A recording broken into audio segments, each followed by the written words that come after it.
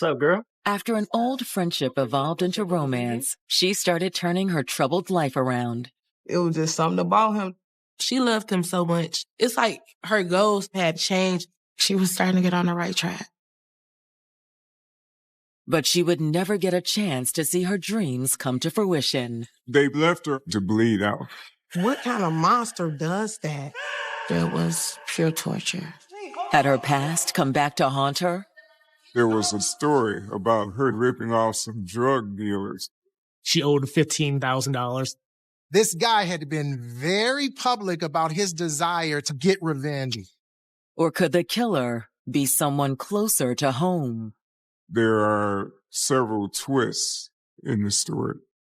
He had a side piece who just had his baby. The lies get even more bizarre. I felt lost. I felt betrayed. My family, myself, everyone, we were just in disbelief.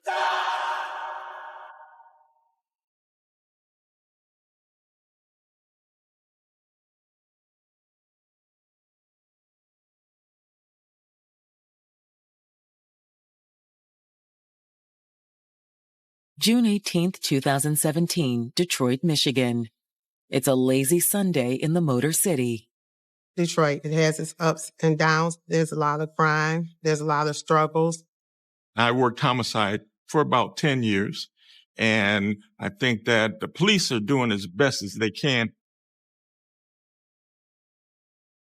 At 7 a.m., 30-year-old Jada Martin is walking her dog when she notices something odd. A car is parked in front of her neighbor's house she hasn't seen before. But that's not what catches her attention. There's someone in the back of the car. It's a young woman who initially looks like she's sleeping.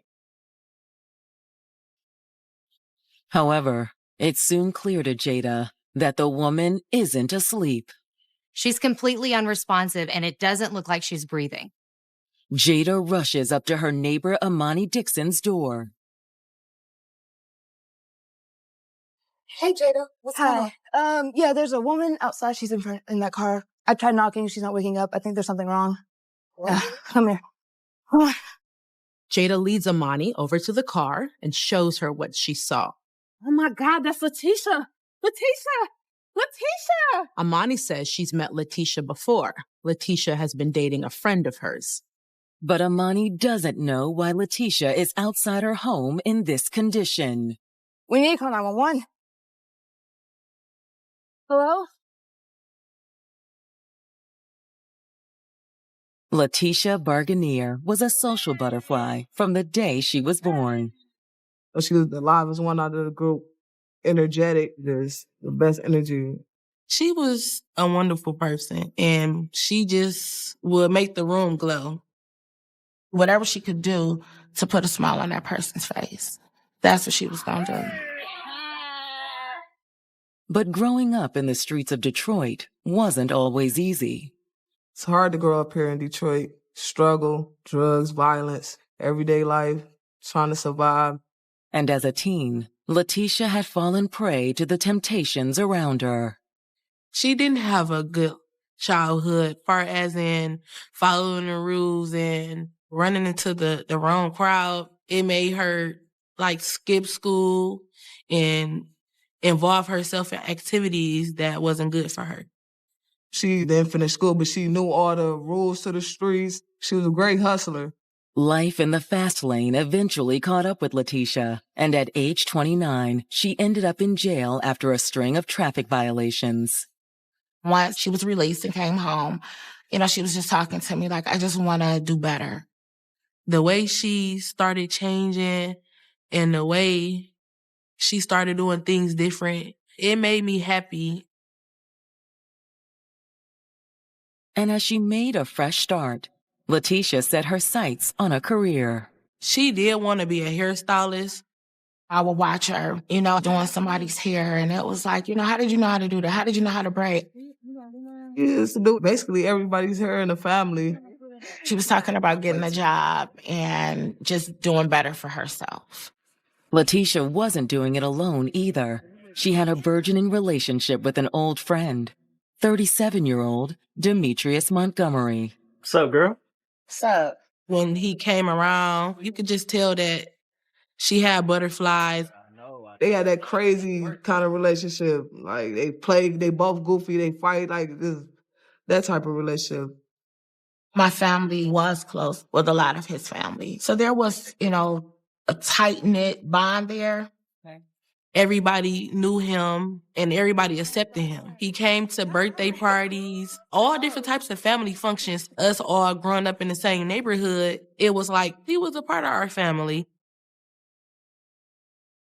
When Demetrius moved a half-hour away to the neighboring town of Ypsilanti, Letitia went with him. I mean, just the way she would be with him, like she would stop at nothing to be with him. They was in love for sure. Letitia was ready to start fresh, and she wanted to do that with Demetrius. Letitia had even landed a job at a local salon. She was supposed to start working that Monday. I was proud of her that she was on the right track. I seen her go through so much, and I wanted nothing but greatness from her. But now, Letitia's promising future is in jeopardy. Letitia! We need to call 911. Hello? A call comes in reporting a non-responsive woman in the back of a car. Yeah, there's a woman outside my friend's house. She's not waking up. We're knocking. She's not waking up. We need help. Officers are dispatched to the location. When they arrive, there is an SUV parked in front of the home. They see the young Black woman laying in the back seat. After jimmying the car door open, officers are able to get inside the vehicle. They try to awaken her, but they get no response. It's immediately clear that the woman is deceased. At that point, the officers secure the scene and radio for backup. Yeah, we've got one unresponsive here. Go ahead and start EMS, please. Finding out what happened to her will be easier said than done. They didn't know what was wrong. She didn't have any blood on her. They see no obvious signs of trauma. So how did this young woman die?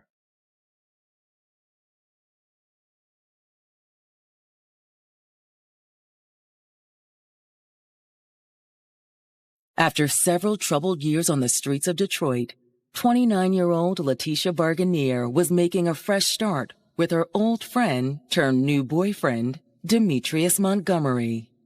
As she got older, she started changing for better. She was really in love. She was starting to turn her life around. Letitia had even moved with Demetrius to Ypsilanti, Michigan, where they shared an apartment. She was supposed to start a new job at a local hair salon.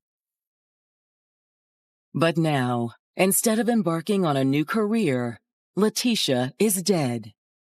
Police have found Letitia deceased in the back of an SUV in West Detroit. 31. She was over 30 miles away from her home in Ypsilanti, Michigan. How did she die? When detectives arrive on the scene, they're just as puzzled as first responders. Police didn't initially see any blood or signs of trauma. They're thinking she may have died from natural causes or possibly OD'd on something. However, upon closer examination, it's clear there's foul play involved. There. Look at her arm. They found out that she had cuts on her arms. That indicated defensive wounds. A closer examination of her body reveals a large stab wound to her abdomen. It's very clear that she had been attacked. There's no doubt that Letitia has been brutally murdered. But the condition of the vehicle doesn't reflect the nature of this crime. What is strange is that Letitia has been violently stabbed, but the back of the car is pristine and clean. It was incredibly odd that there was no blood found inside the car. The lack of blood leads detectives to believe Letitia had been killed elsewhere. If she had been stabbed in the car, there would have been a lot more blood. But she was completely clean. She had been washed and dressed and then put in the car. You took the time to wash her, to bathe her. Like, what kind of monster does that? Hoping for answers, detectives turned to the two women who discovered Letitia's body, Jada Martin and Imani Dixon. Imani explained that she's actually familiar with Letitia Barganier. She says Letitia has been dating one of her friends, Demetrius Montgomery. The SUV where Letitia's body was found actually belongs to Demetrius. Do you know where he is? No, but that's his car. And you never saw him drive it over here or have had any contact with him in the past 24 hours? No. This information sets off alarm bells for detectives. They found it odd that Demetrius was not around. Nobody drove his truck but both of them. He wouldn't let nobody else drive it. Okay. Thank you, ladies. Detectives know they need to speak to Demetrius immediately. After getting his number from Imani, they give him a call. We're going to need you to come down to the station and answer some questions, Demetrius. Thank you. You said absolutely. Back at the station, detectives sit down with Demetrius. He seemed shocked to learn from police that Letitia is dead. He's also shocked that her body was found in the backseat of his car. He immediately has an explanation about why his car wasn't in his possession at the time Letitia's body was found. He tells them that his car had been stolen outside of his apartment. When was that? About a week ago. Demetrius says he hasn't seen Letitia in almost as long. He also says that he and Letitia had a big fight and they broke up and he hasn't seen her in several days. You know how it goes. She starts getting on me about something, and then she ghosts me. You think she may have been the person to take the car? It's definitely possible. Demetrius also seems to have an alibi. Demetrius, can you account for your whereabouts over the past 24 hours? Work, mostly.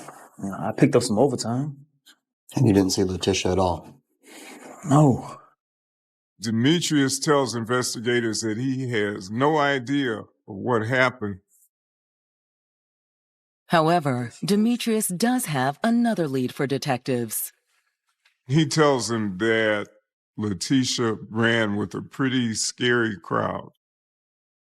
According to Demetrius, Letitia affiliated with a lot of gangs and drug dealers.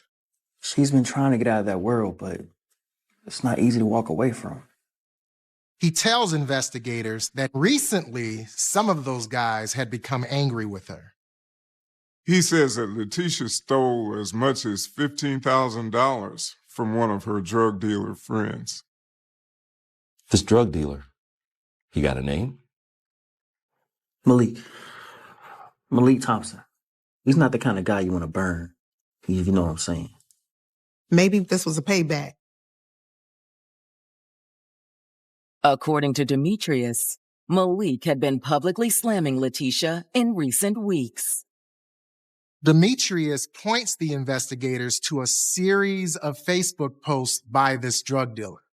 The guy was adamant about getting the money back or getting revenge. And in fact, threatens to kill her if she doesn't give it back.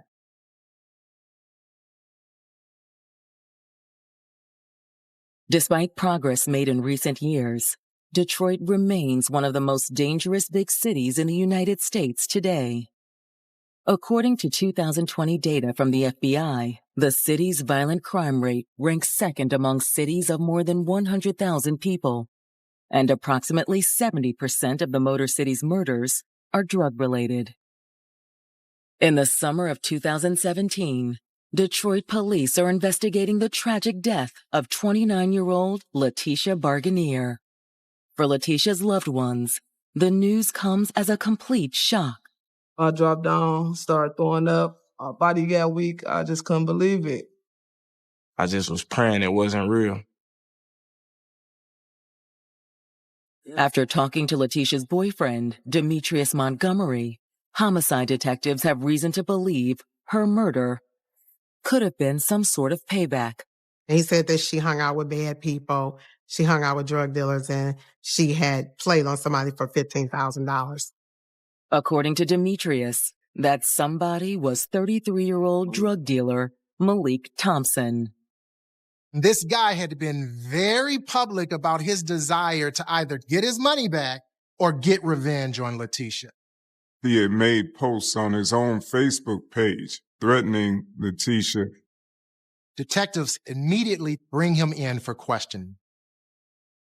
Once in the interview room, Malik initially refuses to cooperate with detectives. So, Malik, what can you tell me about Letitia Barganier? Nothing, man. I barely know her. But when detectives confront Malik with the posts he made on social media, he starts talking. At that point, he tells him everything. Man, look, it's not what it looks like. He admits to making these threatening remarks on Facebook, but he denies having anything to do with Letitia's murder. I wasn't happy that she ripped me off, but I didn't kill her, all right? He says he just wanted his money back. According to Malik, he hadn't even been in town at the time of the murder. I was in Chicago. There was no way I could have done any of that. Chicago? Yeah, I was staying with my cousin. He offers up an alibi, and it checks out. Malik also offers up a tantalizing new lead. He tells police that Letitia wasn't the only one in that relationship that ended up on the bad side of a drug beef. So what do you mean by that? Why don't you ask her boyfriend, all right? He tells him that Demetrius himself was a drug dealer. Word on the street was that Demetrius had been ripping off some of his business associates. Maybe Demetrius sold drugs to the wrong people. Could the rumor be true that he had angered some potential business associates? And are these business associates willing to kill his girlfriend in order to send a message? But Malik claims Demetrius's drug associates aren't the only people who would have reason to want Letitia dead. According to Malik, there was another woman in Demetrius's life. Demetrius had another girlfriend on the side named Simone Robinson. In fact, Demetrius had gotten Simone pregnant and had a 2-month-old baby with her. Could Simone have killed Letitia to have Demetrius all to herself? After wrapping up their interview with Malik Thompson, detectives get another piece of information that makes a crime of passion seem more likely than a drug beef. Once the autopsy came, we found out that she was stabbed multiple times. In total, there were 17 separate stab wounds, 1 to Letitia's abdomen, and more than a dozen injuries to her head. Initially, they couldn't see any stab wounds on her because she had been cleaned up. And when they shaved her head, they could see all the stab wounds at the top of her head. It was very clear that she suffered some pretty serious wounds, both to her abdomen, her head, as well as her arms. One of the most disturbing things is that the stab wounds to her head are not the wounds that killed her. The one stab wound to her abdomen was the last punch that killed her. The knife had tore into the young lady's liver, and that was what the cause of death was. It would have taken at least 12 minutes to succumb to bleeding out.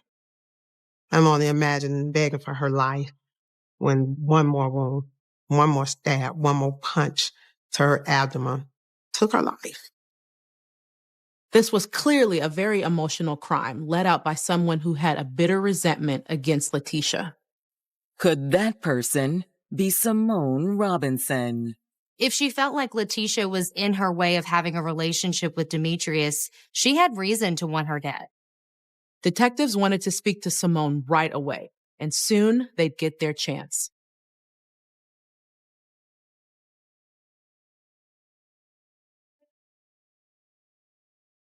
June 20th, 2017, Detroit, Michigan. Detectives investigating the murder of Letitia Barganier have just learned that she wasn't the only woman in Demetrius Montgomery's life. Letitia's boyfriend had a side piece who just had his baby. Could she have decided to kill Letitia for Demetrius' affection? Usually when someone's stabbed, a lot of times, it's a crime of passion. Love make you do some crazy stuff. When detectives bring 30-year-old Simone Robinson in for questioning, She concedes that she and Letitia had butted heads in the past. Simone admits that Demetrius is the father of her newborn. I remember one time my cousin actually fought her in front of him. He actually whooped the girl ass. But Simone insists she had nothing to do with Letitia's murder. That doesn't mean I killed Letitia. Simone is horrified when she realizes that she's a suspect. Sure, Simone wanted Demetrius to leave Letitia for her and the baby, but she didn't want her dead. Although when investigators press Simone for her whereabouts on the night of the murder, she offers up a flimsy alibi. She says she was home all night taking care of the newborn. Police have no choice but to let Simone go for the time being. All right, Simone, we appreciate your time. Let's walk you out. It is nearly impossible for police to prove or disprove what she says. They didn't charge her because mainly they didn't have enough evidence to charge her. However, as detectives are wrapping up their interview with Simone, Homicide. they get a call from Letitia and Demetrius's landlord that will turn the case on its head. The landlord went into the house to get something, and that's when they actually discovered the crime scene. No, thank you. Yeah, we'll be over there immediately. When detectives make the half-hour drive to Demetrius and Letitia's apartment in Ypsilanti, they discover a treasure trove of evidence. When they walked through, the first thing they noticed on the couch was the bloody knife. When they went into the bedroom, they found 2 more knives. Both of those knives have broken handles, and the blades also have dried blood on them. As the detectives continued to investigate, they found a pair of pajamas. The pajamas have a slash in the stomach area that would match where Letitia was stabbed. The sheets on the bed are clean, but detectives suspect they have been changed. There was a garbage bag that had been filled with bloody sheets. Investigators suspect Letitia's murder took place right there inside the bedroom. When CSI uses luminol, they discover that there are large quantities of blood in the bedroom.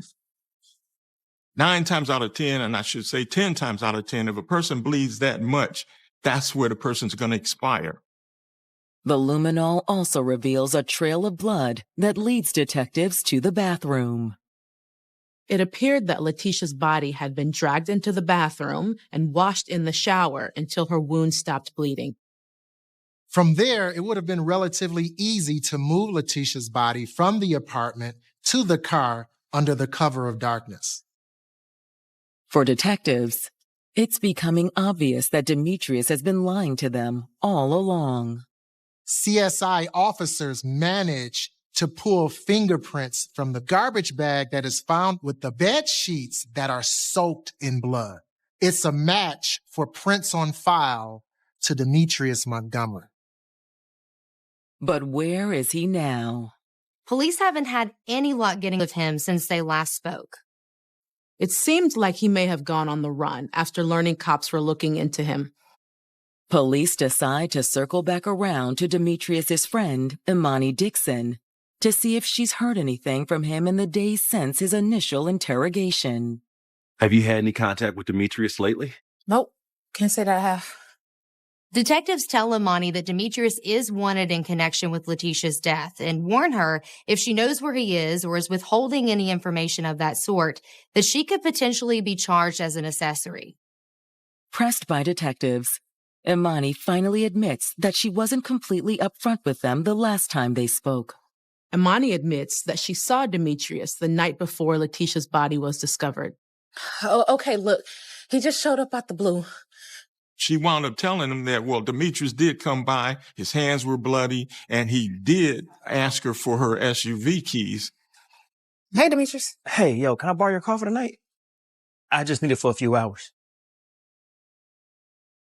Okay, but I need it back tomorrow before work, okay?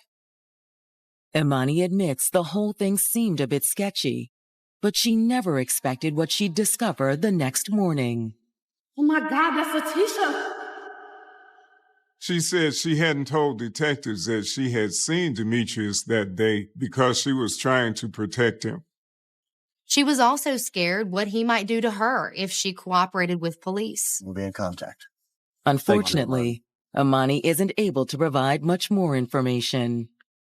She swears she has no idea where Demetrius is and hasn't spoken to him since he borrowed her car. As Detroit police scour the city for Demetrius, detectives decide to switch gears and pull Letitia's phone records. They're hoping to find out what contact she had with him before she was killed. And that's when they make another shocking discovery against their prime suspect. Detectives find a series of disturbing text messages from Demetrius. Demetrius has been texting her and threatening her and actually threatening to kill her.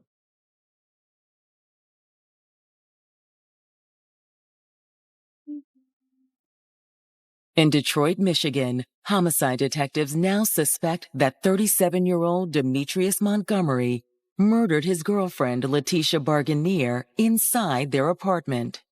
In the 2 days leading up to the discovery of Letitia's body, Demetrius sent her text messages stating that he wished she would die. They found messages where he was threatening to kill her. In the texts, Demetrius tells Letitia he can't wait to leave her for the mother of his child, Simone Robinson. His reasoning was that Simone had a better job and that she had more money and that he could have a better life with her and their newborn. But if that's the case, why hadn't Demetrius simply ended his relationship with Letitia? Was it selfish jealousy? He didn't want Letitia anymore, but didn't want anyone else to have her. As detectives ponder that theory, they receive an unexpected visitor, Letitia's friend, Alexis White. Lady says she has information on the Letitia Barganier murder investigation. Have a seat. Thank you. Alexis says she'd briefly been roommates with Letitia and Demetrius. I moved to Cleveland about a few months ago, but as soon as I knew she was dead, I knew he had did it. Alexis tells detectives that behind closed doors, Demetrius had a sadistic streak he loved to unleash on Letitia. Their relationship was very volatile. It was manipulation. It was emotional abuse. It was mental abuse. And that was the cycle that led to the physical abuse. You saw him get physical with her. Oh, yeah. Oh, yeah. It was really crazy at what he had did. She recalled Letitia and Demetrius getting into a fight that ended with Demetrius tackling her to the ground. Letitia was wearing real long eyelashes that a lot of these young women wear, and he really didn't care for that. He held her down, and he took a lighter. He lit it and went across her eyelashes and singed her eyelashes off. There was other previous incidents of domestic violence, but I'd say that was pretty horrible. It was spiraling out of control. Despite the worsening abuse, Alexis says Letitia refused to break things off with Demetrius. When it comes to domestic violence cases, it does happen quite frequently where the victim in the case decides they don't want to press charges. The perception that it's easy to leave is the furthest from true. It's many factors that can play into why an individual doesn't just leave. For years, the couple had managed to hide the violence from Letitia's family. What's up? Once I met him in 2007, he was a sweetheart. He was actually really nice. We always acted cool when we was around. I never thought that it would be him that killed her. With the help of Letitia's family, police launch a citywide manhunt to bring Demetrius to justice. Everybody was outraged about this, and family, friends, strangers were out looking for him, posting on social media, asking had anybody seen Demetrius Montgomery. It was times I felt like I was a detective because I wasn't giving up. I don't care what time of night, day it was. I was looking into stuff myself. everybody in my family, they went to the extra mile to make sure that he got the consequences that he needed. In the end, it's a routine traffic stop more than 700 miles away that finally brings Demetrius head-to-head with law enforcement. On June 25th, 2017, officers in Lincoln, Alabama, pull over a Dodge Charger for failing to stop at a stop sign. They notice that passenger opens the door, gets out, and starts running. And that triggered them to pursue him. They chased him. Finally, they wound up tasing him.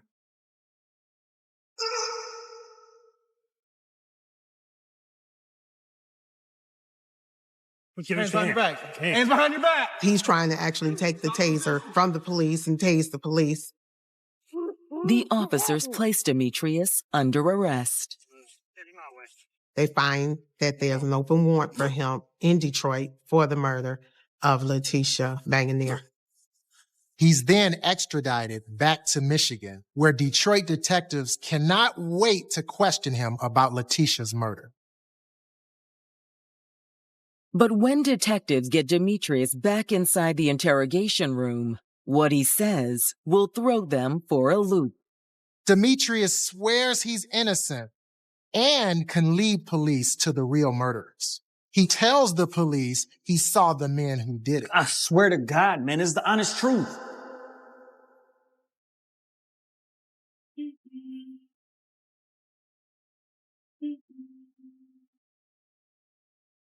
If you feel helpless watching your loved ones be abused, try to put yourself in that loved one's shoes and understand how helpless they may feel. Be open. Don't degrade them. Don't judge them, because nobody plans to be in a violent and volatile relationship. Nobody plans that. Sometimes you wake up and you're just kind of there. Just be there to support them and be there when they finally do get the courage and the strength to leave.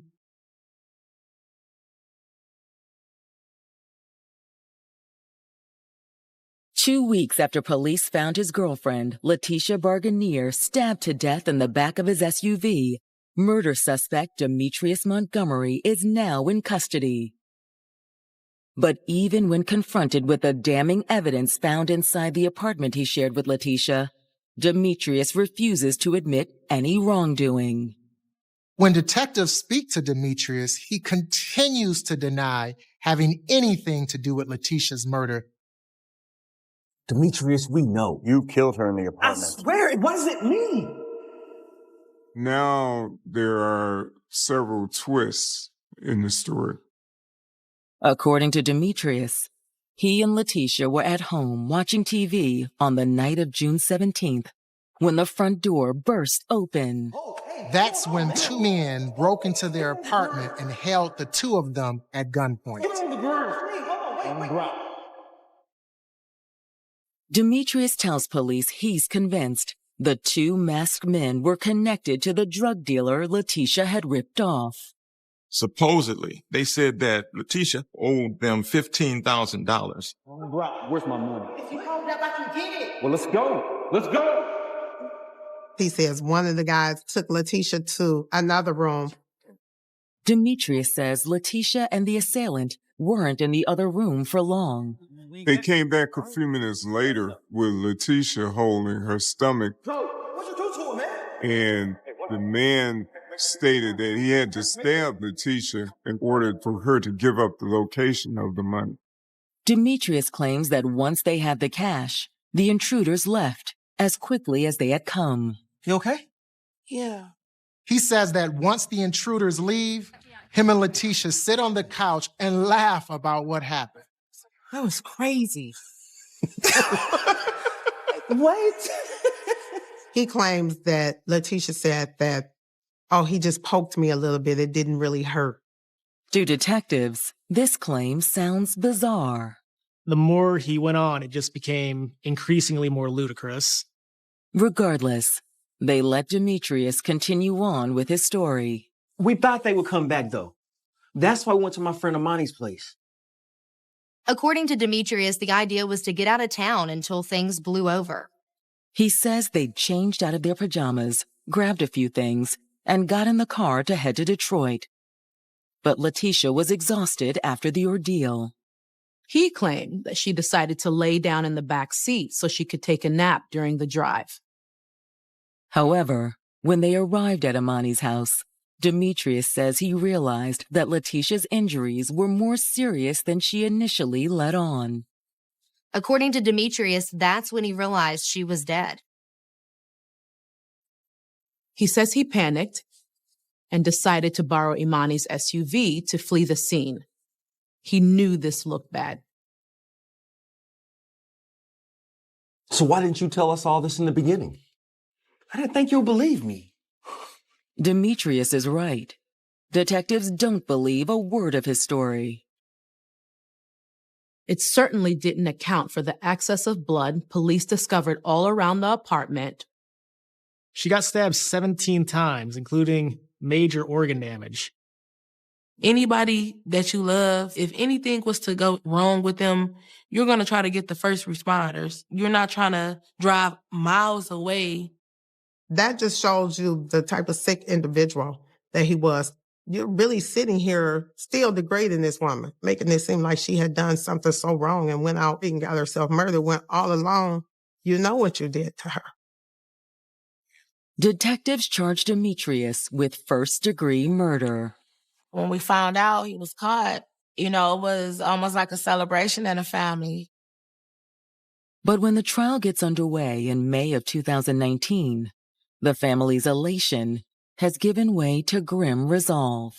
It was very difficult going to court because we have to sit and look at this man. We want to tear his head off, It was mixed emotions everywhere, but it was well worth it because we definitely needed justice for her. According to the prosecution, the crime scene paints a clear picture of how Letitia died. Demetrius Montgomery murdered Letitia in order to get her out of the way so that he could have this life with the mother of his child. They say that the murder began with an argument in the kitchen. What do you mean it's over? You mean what I mean? Why can't you get through your head? We're done. It's over. They got into an altercation. A fight broke out. At some point in the fight, Demetrius grabs a knife and starts stabbing her.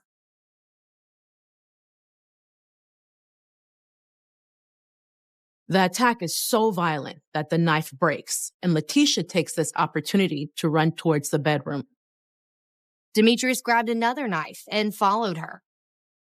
In the bedroom, Demetrius continued attacking Letitia. She did try to fight back. It wasn't enough. She's fighting against a grown man.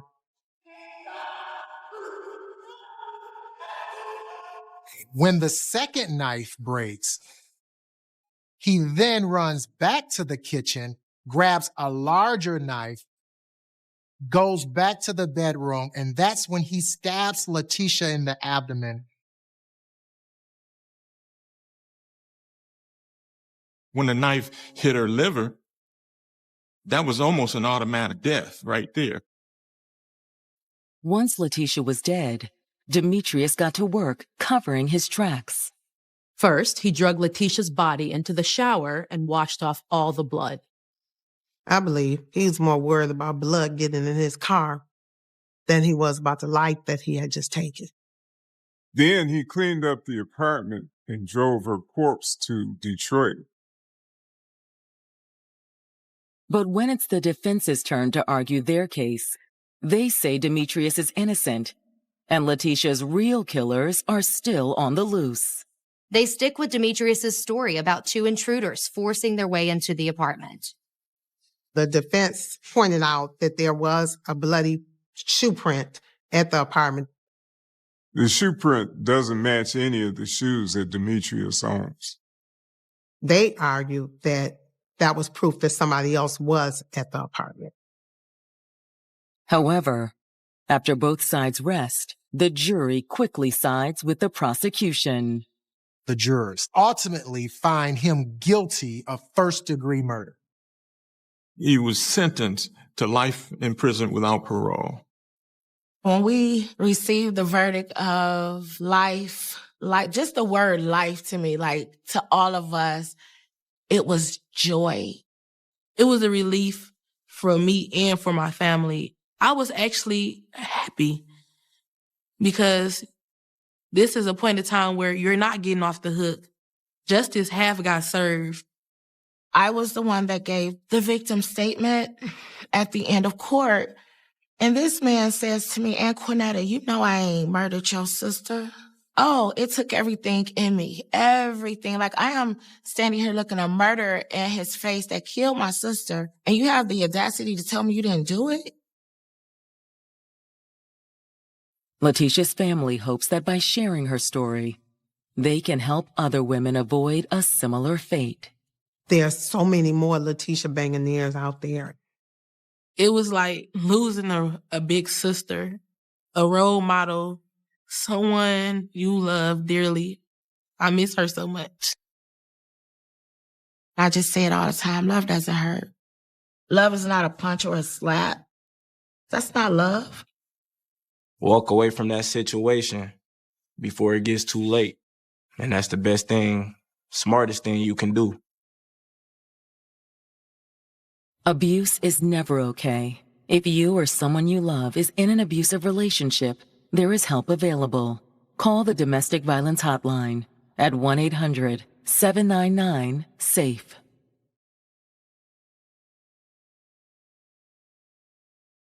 The Bone Fields, a Shetland Mystery. Chapter 1, The Salt and the Stone. The wind in Shetland never truly sleeps.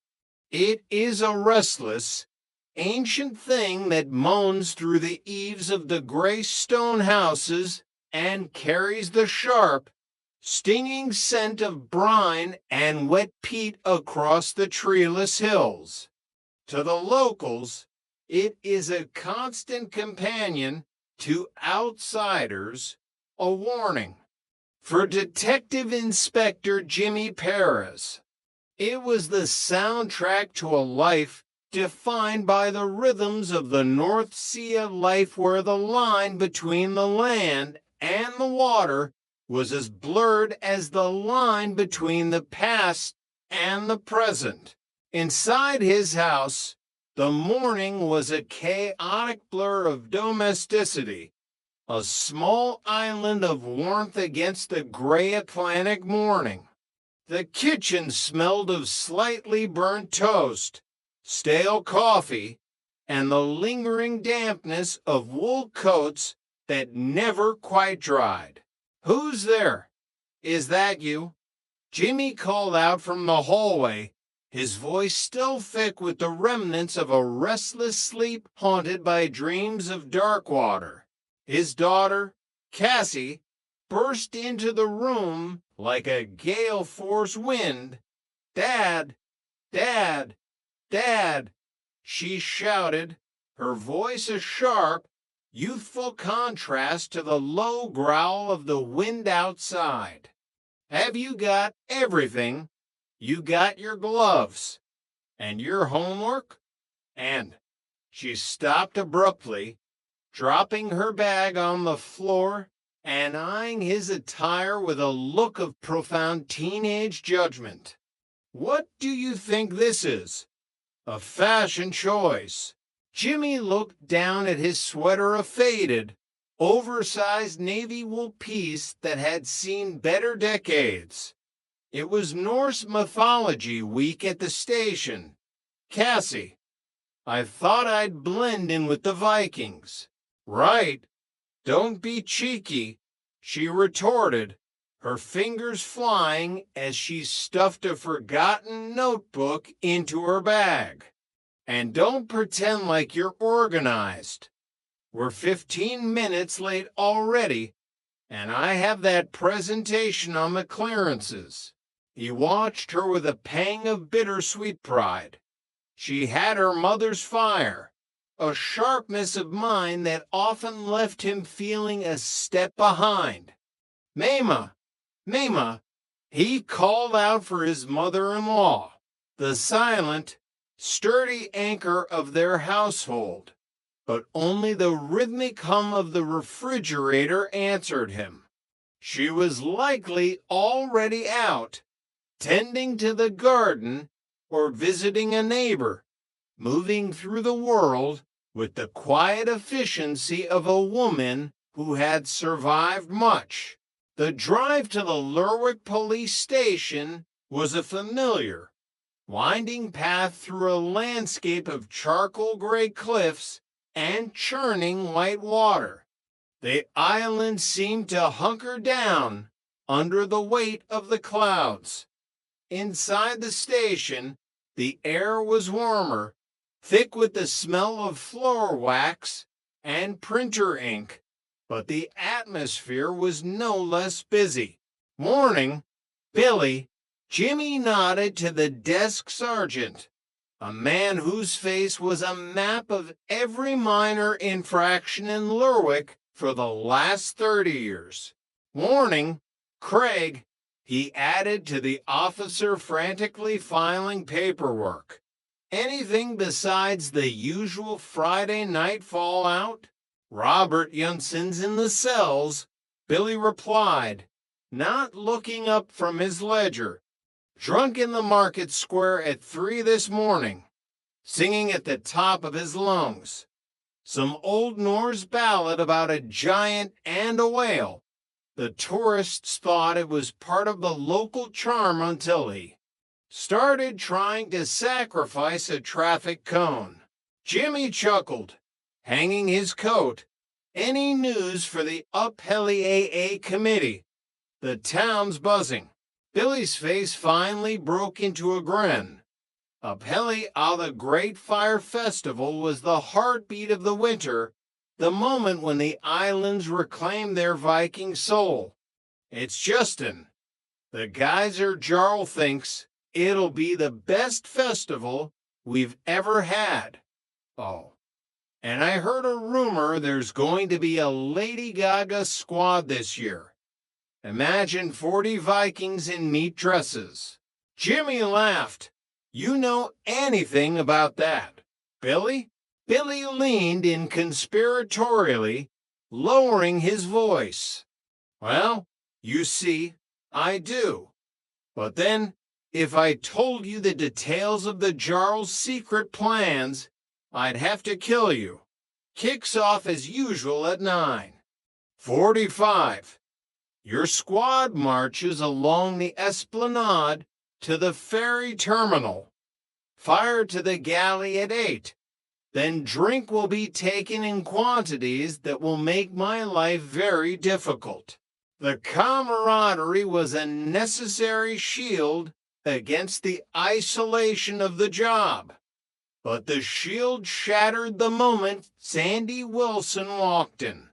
Sandy was a young officer, usually eager and bright-eyed, the kind of boy who still believed the law was a simple thing. Today, however, he looked as though he had been hollowed out. His skin was the color of unbaked dough, and his eyes were wide and unfocused. Excuse me, Sandy stammered, nearly knocking over a stack of files. I'm sorry, Sandy. I didn't quite catch that, Jimmy said, his detective's instinct flaring. The boy wasn't just tired, he was in shock. It's her grandmother's croft, Sandy whispered, his voice cracking like thin ice. I don't understand. Whose grandmother? Mine, Sandy said, a single tear tracing a path through the dust on his cheek. She's been shot. Mima. She's dead. Jimmy. The silence that followed was absolute, heavier than the winter fog. It was the sound of a community's peace being torn asunder. Chapter 2. The Bresse Shore. The ferry to Bresse felt like it was moving through molasses, though the crossing was short. Jimmy stood at the railing, the icy spray stinging his face, trying to process the news. Mima Wilson was an institution of quiet, formidable woman who had lived on the edge of the world for 80 years. She was the kind of woman who knew every sheep by name and every secret by heart. The idea of her meeting a violent end was more than a crime. It was an affront to the island's soul. He reached the croft in 20 minutes. It was a lonely building, hunched against a ridge like a weathered bird, its whitewashed walls stained with orange lichen and green moss. Sandy was waiting outside, pacing a frantic circle in the gravel, his hands jammed deep into his pockets. "Is there any sign of a break-in?" Jimmy asked, his voice low, pulling on his professional mask like a suit of armor. "There is some broken glass," Sandy said, gesturing with a trembling hand to a small side window near the kitchen. "I called my cousin Ronald. His croft's just up the road." He passed back. "She's just over the ridge." He found her. "Could it have been an accident?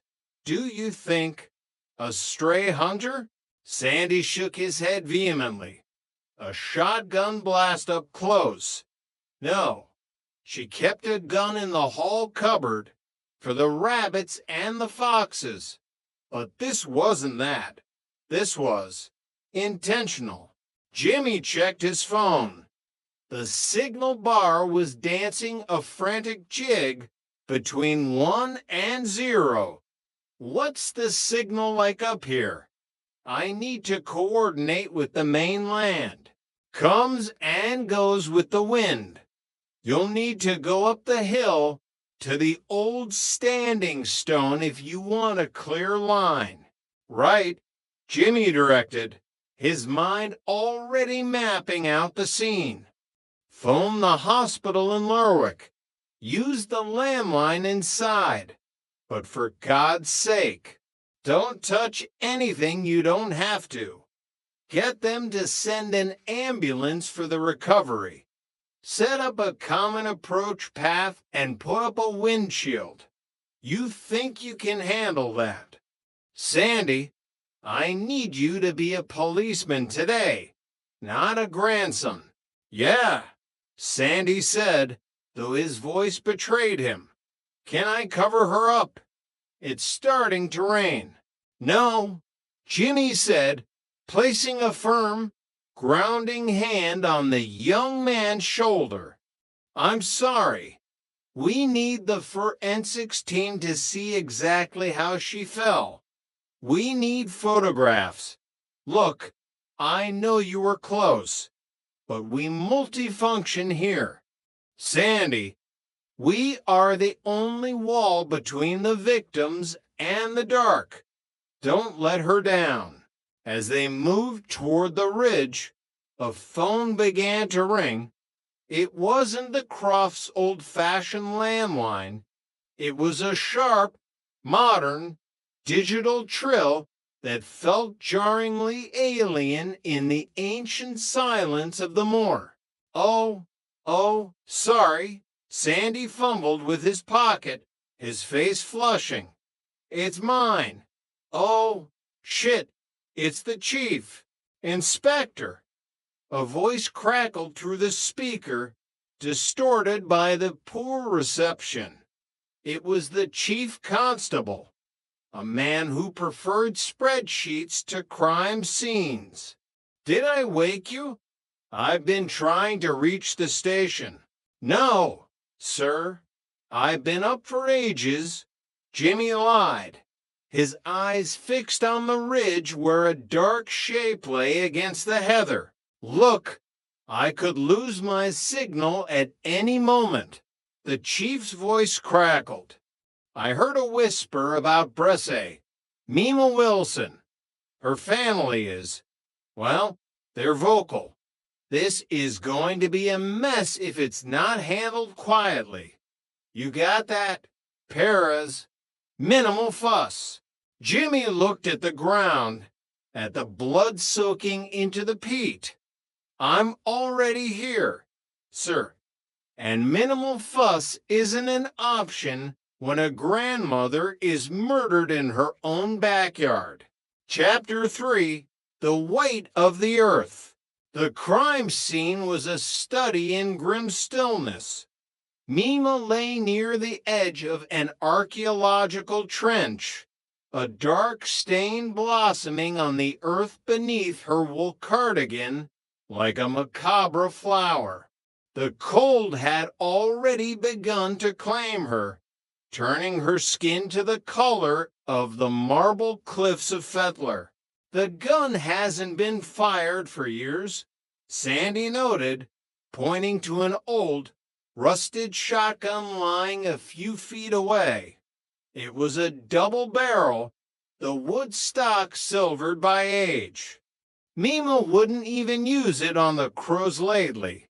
Said she'd grown too fond of the noise they made. Did Mima own all this land? Jimmy asked, looking at the expansive view of the Sound. Yeah, Sandy replied. Since my grandfather died in the 50s. She never wanted to leave. People offered her a fortune for the view, but she just laughed at them. Your father, does he know? Yeah, he's at home. Joseph, I told him not to come down yet. I was worried about him seeing her like this, and I was worried about contamination. You did the right thing, Jimmy muttered. He turned his attention to the nearby archaeological dig, a series of open pits, meticulously tagged stakes, and orange mesh fencing that looked like surgical scars on the ancient landscape. What exactly are they looking for here? Archaeological team from Aberdeen University, Sandy explained, happy for a moment to focus on facts. Led by a Professor Paul Birkland. They've been here for 3 weeks. They think there's a Norse settlement buried under the ridge. Maybe even something older. Jimmy turned to a young woman standing just outside the police tape. She was small, her face smeared with mud and streaked with dried tears. A silver dental brace glinted when she bit her lip. Take as many photos as you can, Sandy, Jimmy ordered. The body, the angle of the entry wound, the surrounding footprints. Everything. Then email them to the specialists in Inverness. I want a preliminary opinion by lunch. He approached the student. I'm Detective Inspector Jimmy Perez. You are with the university team? Hattie James, she said, her voice trembling like a leaf in the wind. I'm a doctoral student. I found her. I came up early to check the drainage in the trenches after the rain. Oh, God. I saw the coat, and I thought she'd just fallen. I'm sorry, Hattie. This is a terrible thing to witness. You were close to her? She was wearing my coat, Hattie whispered, clutching her own arms as if she could still feel the phantom warmth of the garment. I gave it to her yesterday because it was pouring down and she'd come out without a shawl. Mima was like that. She'd take care of you. So you took care of her. I told her she could keep it until the dig was over. When was the last time you saw her alive? Last night. About 9. I left the Keeley. The local pub and stopped in for a quick dram with her. She was her normal self, mostly. Maybe a bit distracted. Distracted by what? Hattie looked toward the deep trench. The discovery, Yesterday afternoon, Jackie Holdan found something. She's a local volunteer, Ronald's mother. We were clearing the lower stratum when she found a piece of bone.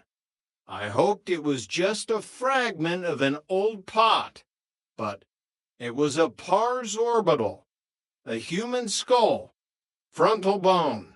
Jimmy felt a chill that had nothing to do with the Bresse wind. A human skull. How did Mima react? She went white as a ghost. Hattie said she didn't like it. She said the ground should stay closed. She said some things were better left to the earth. Chapter 4, The Holdan Blood and the Chocolate Vodka. The Holdan family lived in a house that was a jarring statement of modern wealth.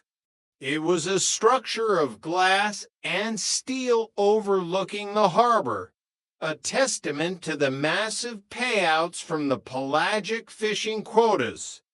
In Shetland, you were either old money, land, or new money, fish. The Haldanes were the kings of the latter. Inside, the air smelled of expensive cleaning products and something sweet. Ronald Holdan sat at the expansive oak kitchen table, his eyes bloodshot, a bottle of Dutch chocolate vodka sitting half empty on the counter. His wife, Anna, hovered in the background, her eyes darting nervously toward her husband. You passed by the croft late last night, Ronald. Jimmy began, pulling up a chair. He didn't wait to be asked. Ronald grunted, his voice thick. I was just on my way home from Lerwick. It's a public road, isn't it? He was drinking, Anna added quickly, her voice a pitch too high. Like he does every night he's back from the sea. He gets restless. Look, I'm no long back from a month on the Cassandra. Ronald snapped, his fist thumping the table. I don't know what to do with myself on land. Now get off my back about where I drive. Calm down, Ronald. Jimmy said softly. The Cassandra was a state-of-the-art trawler, a floating factory. I'm trying to find out if you saw anything unusual. You took the last ferry? The 11 o'clock. Had a wee nightcap at the Keeley first. Didn't see a soul near Mima's place. It was black as a wolf's throat out there. And you, Anna, were you awake when he got in? The baby was sleeping, she said, smoothing her apron. I took the opportunity to rest.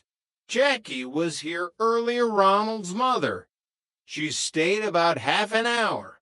What did she want? To talk about that bone, Anna said. She was excited. She thinks it's some great Viking find. She's always been obsessed with the history of this place.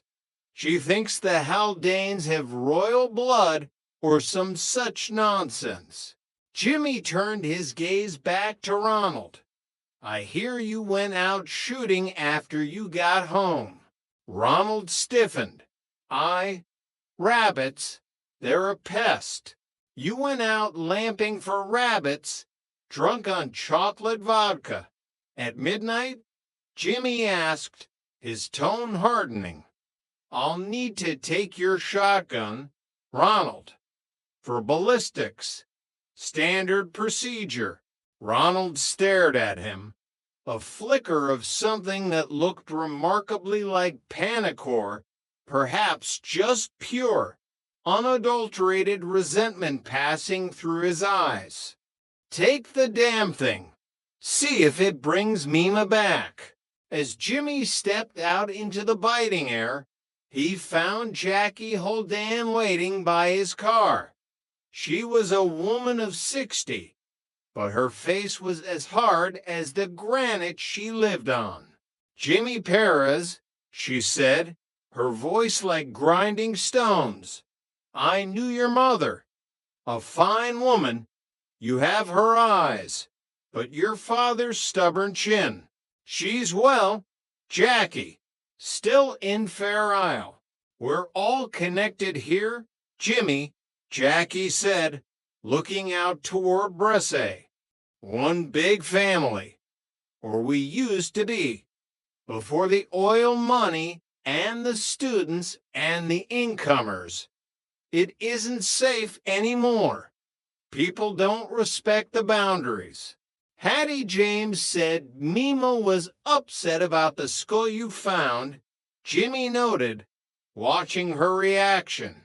Jackie's expression didn't flicker.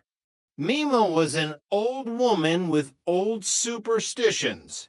She was possessive of that ridge. Joseph, her son, has been trying to get her to sell for years. Duncan Hunter wanted to build Viking lodges for the tourists. Mima was the only thing standing in the way of a lot of money. And now she's gone, Jimmy said. And now the land belongs to Joseph, Jackie replied, her eyes narrowing. A man who hasn't held a steady job since the 80s. Think on that, Detective. Chapter 5. The Shetland Bus and the Double Agent. Back at the Lerwick station, the walls felt like they were closing in.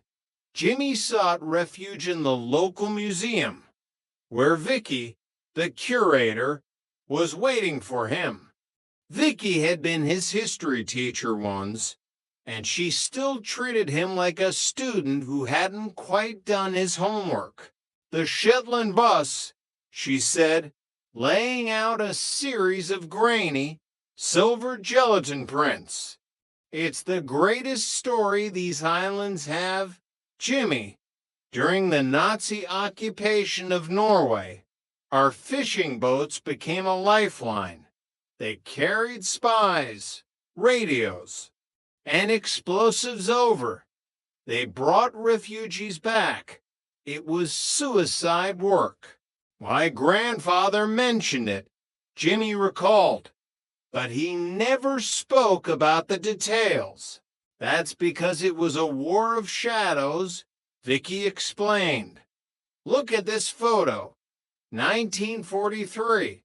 That's Jerry Wilson, Mima's husband. And that young man next to him, that's Andrew Holdan, Ronald's grandfather. They were a team, inseparable. But in 1944, something went wrong. A mission to the Bergen coast was compromised. A group of Norwegian agents were captured and executed. The rumors started almost immediately that there was a double agent among the Shetlanders, someone who was selling safe house coordinates for German gold. Jimmy leaned over the photo. The young men looked brave, but their eyes were haunted. What happened to the traitor? Vicky lowered her voice. The official records say the traitor was never found. But the island stories, they say the Shetlanders found him. A young Norwegian lad who had come over as a refugee. They say they didn't wait for a trial. They meted out their own justice in the dark of the moon. Justice on Mima's land? Jimmy asked, thinking of the ridge. Mima's family has owned that ridge since the 1800s, Vicky said. If someone wanted to hide a body forever, that's where they'd put it. But Jimmy, that skull Birkeland found, he thinks it's 15th century. He's looking for Vikings, not ghosts from the 1940s. Maybe, Jimmy mused, But Mima didn't react like it was an ancient Viking. She reacted like she knew whose face that bone belonged to. His radio chirped. It was Tosh, his sergeant, a bright, sharp-tongued woman from the mainland who found the islands both fascinating and infuriating. Inspector, we've got a problem, Tosh said. Professor Birkeland. He didn't go to his funding meeting. He was spotted boarding the Northlink ferry to Aberdeen 10 minutes ago. He's running. Get the harbor police to intercept. Jimmy barked. I want that professor back in an interview room before the ferry clears the breakwater. Chapter 6. Arrogance and the Gore-Tex Shield. Professor Paul Birkeland sat in the interview room, still wearing his expensive Gore-Tex waterproof jacket. He looked more annoyed than afraid. This is an international embarrassment, he declared, his accent a polished blend of Oslo and Oxford. I have a department to run, Paris. I have grants to secure. You left a murder scene, Professor. That makes you more than an embarrassment. It makes you a person of interest. Mima Wilson was an obstacle, Birkeland said, leaning back. She was a senile woman holding up one of the most significant Norse discoveries of the decade. Do you know what we found? Not just a skull, but coins. King James III groats. This site could redefine the Scottish-Norse handover of the islands. Is that why you killed her? Because she wanted to shut you down? Birkeland laughed, a cold, dry sound. I am a man of science, not a man of violence. Hattie James is the one you should watch. She's neurotic, as you locals say, obsessed with Mima. She was always over there, drinking tea, listening to those old stories. Maybe she wanted the land for herself.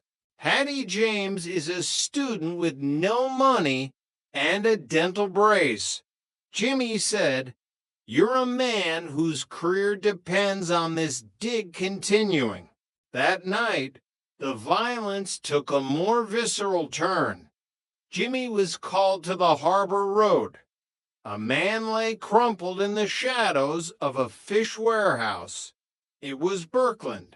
He had been beaten, his expensive jacket torn, his face a purple mask of swelling.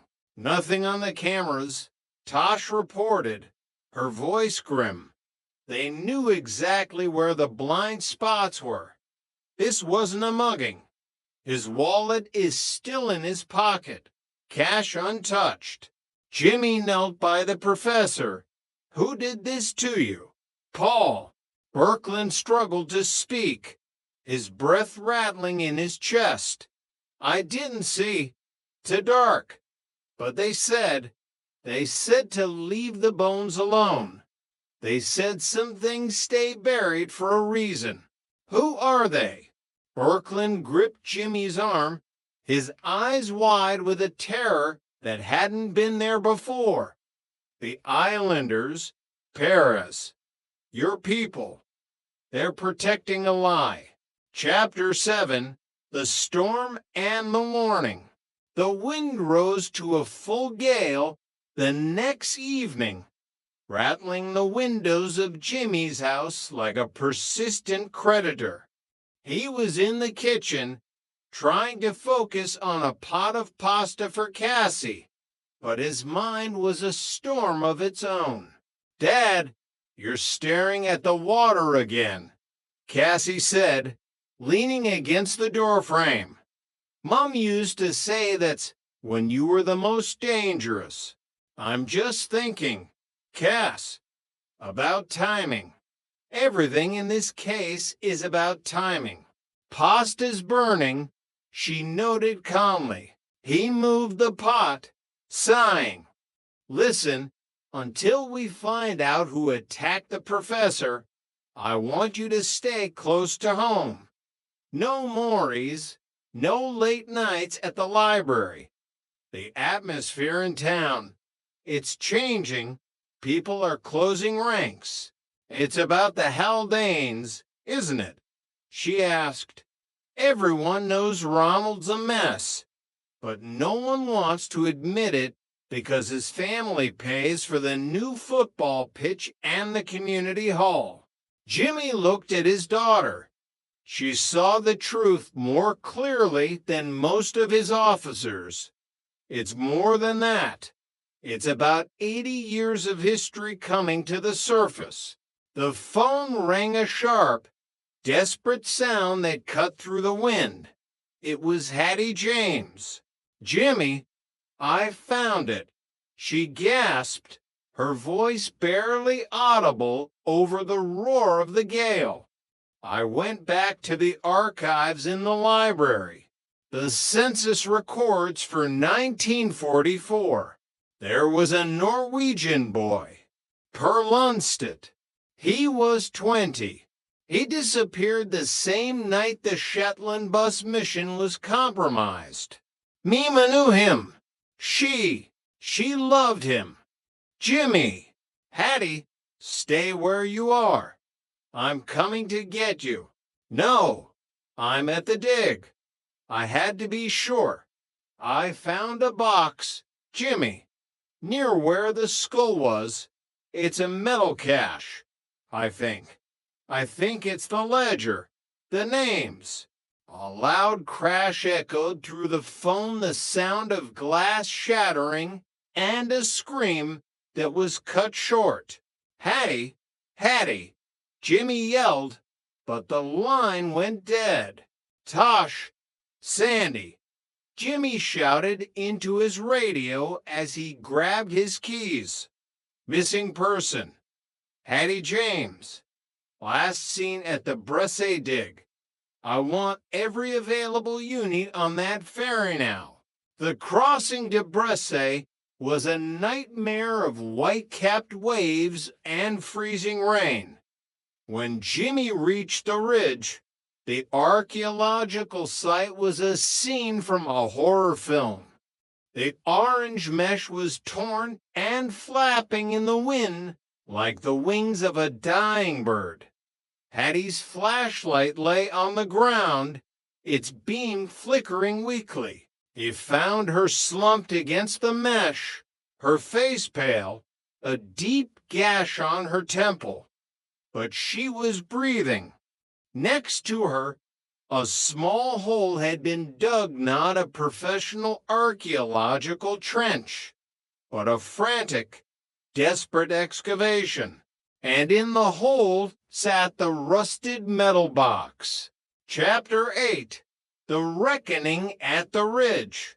The investigation had reached its tipping point. The secrets of 1944 were no longer whispers. They were a roar. Jimmy stood in the station the next morning, the metal box sitting on the table between him and his team. Inside was a ledger, a damp, moldy book of accounts. But the names were legible. "It's not just Andrew Holdan," Tosh said, her finger tracing a line of neat, faded script. "It's a list of payments to A.H. and G.W. Jerry Wilson, Mima's husband. They were both in on it," Jimmy whispered. "They weren't heroes. They were profiteers. They sold out the Norwegian agents for a share of the Nazi gold. And when Per Lundstedt found out, they killed him and buried him on the ridge. But Mima loved him," Sandy said, his voice trembling. "Why would she stay quiet for 70 years? Because if she spoke, she'd destroy her own husband's memory," Jimmy said. "And she'd destroy the Haldanes. She chose the peace of the island over the truth. until the dig started, until the skull of the man she loved was pulled from the dirt by her own neighbors. So who killed her? Tosh asked. Jimmy looked at the list of shotgun licenses again. He thought of the walk. He thought of the coat. It wasn't Ronald. Jimmy said, "He's too drunk, too loud." And it wasn't Joseph. He's too broken. It was the one person who has spent her entire life maintaining the myth of the Holdan legacy. The one who couldn't let a student or an old woman tear down the statues she'd built. He drove back to Bresse for the final time. He found Jackie Holdan where he knew she would be sitting on the stone wall of Mima's croft, looking out at the sea. She had a shotgun across her knees. "You have the ledger, then?" she said, not looking at him. "I do. Jackie, I know about I know about the gold. My father-in-law was a great man," she said, her voice devoid of emotion. "He built this community. He gave us the Cassandra. He gave us a future. What was one dead Norwegian boy compared to all that? He was Mima's heart, Jackie, and she was going to tell the truth. She told you, didn't she? That night you visited, she was weak," Jackie said, finally looking at him. Her eyes were as cold as the North Sea. She was going to burn it all down for a ghost. I couldn't let her. For Ronald. For the islands. Put the gun down. "Jackie, it's over, is it?" she asked, a small, sad smile playing on her lips. In Shetland, nothing is ever really over. The past just waits for the tide to go out. She raised the gun, but she didn't point it at Jimmy. She pointed it toward the ridge, toward the open earth where the truth had finally been found. Before she could pull the trigger, Sandy stepped out from behind the croft wall. "Grandmother," he said, his voice steady for the first time in days, "give me the gun." The sight of her grandson, the young boy she had raised on stories of Viking heroes and brave sailors, seemed to break the spell. The hardness in her face crumbled. The shotgun slipped from her fingers and clattered onto the stones. Chapter 9, The Ghost in the Box. The aftermath of the arrest felt like a long, slow exhale. Jackie Holdan was taken into custody, her silence as absolute as the stone. Ronald was charged with the assault on the professor, a desperate, drunken attempt to protect a mother he barely understood. But the real work was in the ledger. As Jimmy and Tosh pored over the documents, the scale of the betrayal became clear. It wasn't just gold. It was a systematic selling of souls. "Look at this entry," Tosh said, pointing to a date in 1945. "A final payment. Enough to buy the first of the Holdan trawlers. The entire family empire was built on the blood of those agents. And Mima lived in that croft, staring at that ridge every day, knowing the truth was just 6 feet under the heather." Jimmy said, "No wonder she was difficult. No wonder she lived alone." He visited Hattie in the hospital. She was sitting up, her head bandaged, but her eyes were bright. "I'm going back, Jimmy," she said. "The university wants to close the dig, but I won't let them. We owe it to Per, and we owe it to Mima. We're going to find the rest of him. We're going to give him back his name. You're a brave woman, Hattie James. Jimmy said most people would have caught the first ferry out of here. I like the wind, she said with a small, crooked smile. It has a way of clearing the air. Chapter 10, The Ashes of Apelia. The night of the festival arrived with a crisp, clear sky, a rare gift from the islands. The streets of Lerwick were a sea of people, their faces lit by the flickering orange glow of 1,000 torches. The air was thick with the scent of paraffin and anticipation. Jimmy stood on the pier, Cassie's hand in his.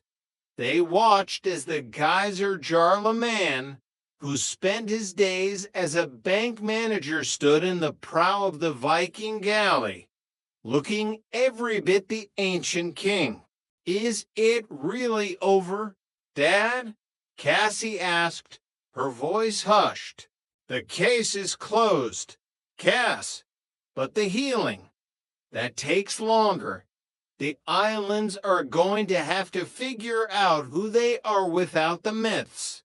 The signal was given. A roar went up from 1,000 throats of primal, ancient sound that shook the very foundations of the harbor. One by one, the torches were hurled into the galley. The wood, dry and seasoned, caught instantly.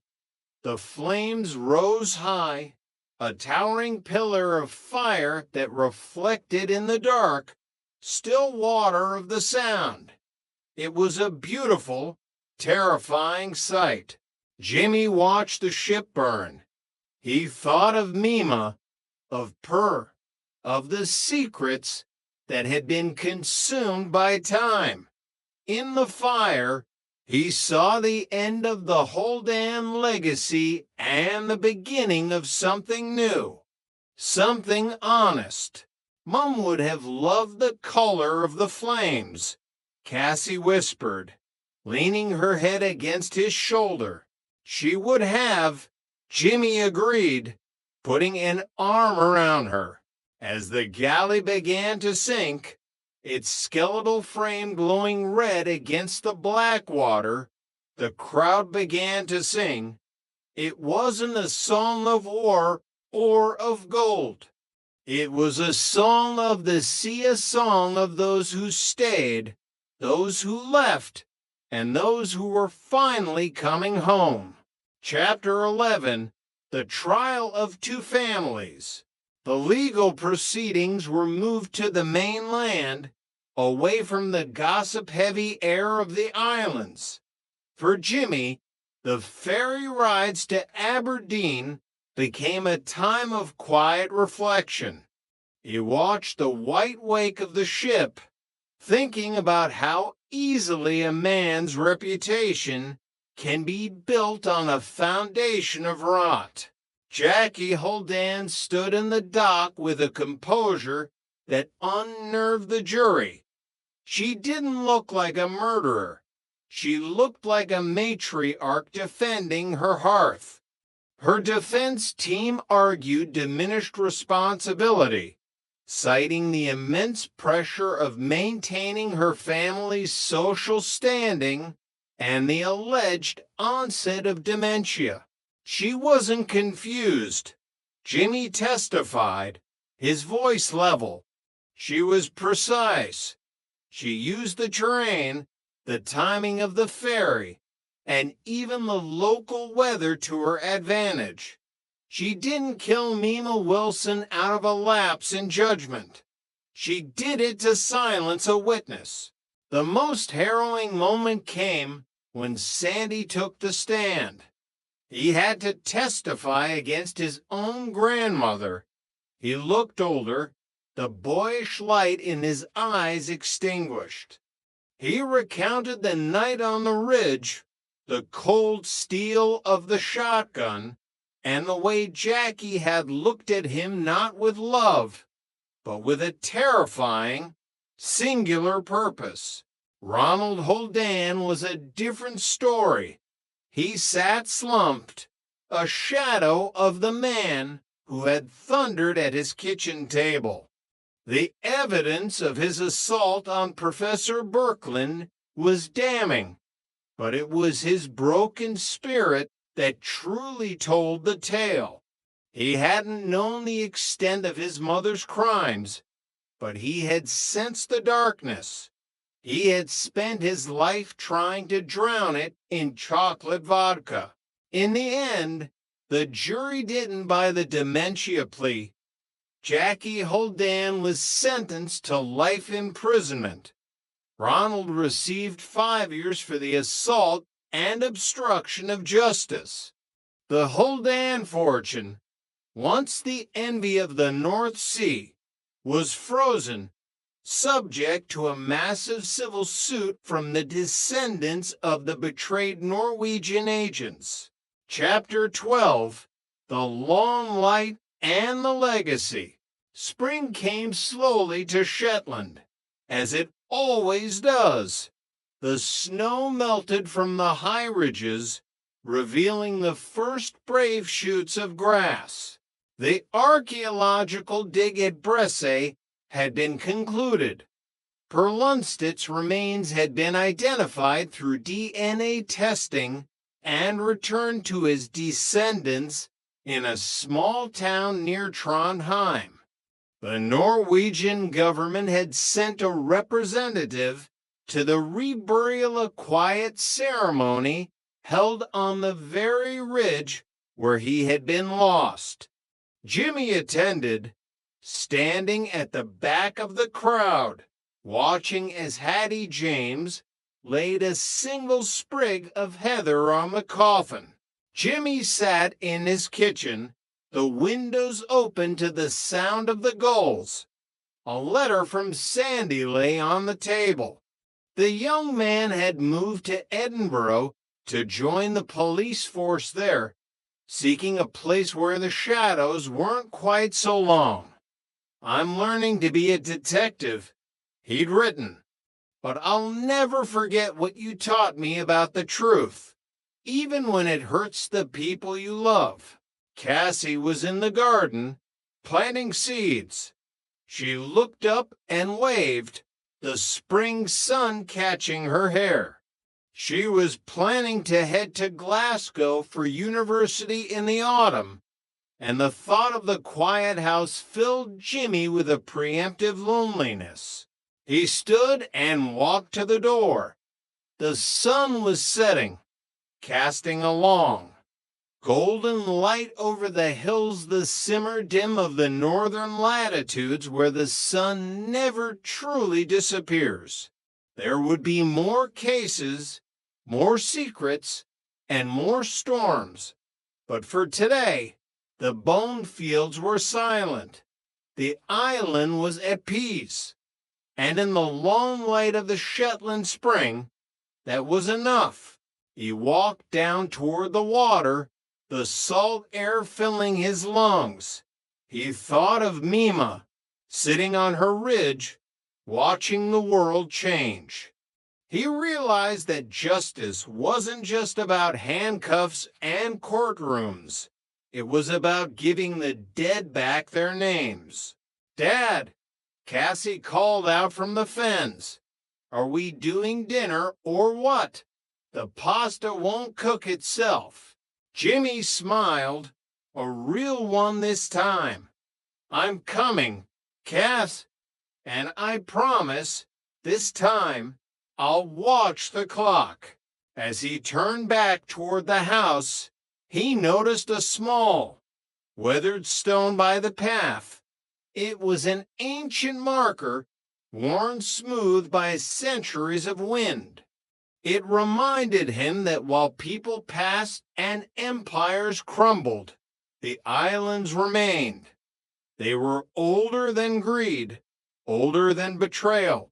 They were the salt and the stone, and they would endure long after the stories of the Haldanes and the Wilsons had faded into legend.